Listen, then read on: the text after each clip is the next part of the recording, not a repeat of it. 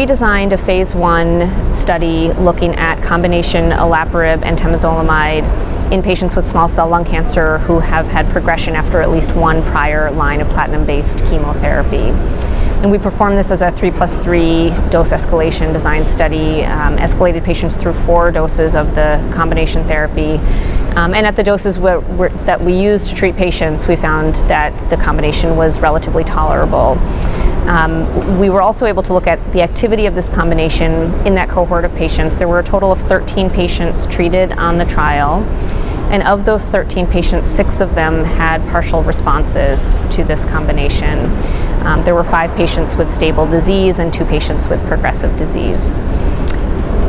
Interestingly, we noted that we saw responses in patients at all 4 of the dose levels we tested, and we're interested in understanding that better and why we're not, at least in this small set of patients, necessarily seeing a correlation between the doses of the drugs and the sensitivity to this combination.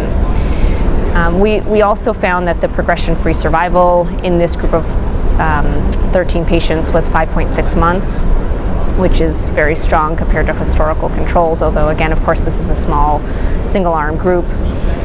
And we found that the duration of treatment for the patients on the study, there was a median duration of treatment of 5 months, with some patients treated up to nearly a year on this study. So again, promising activity in small cell lung cancer.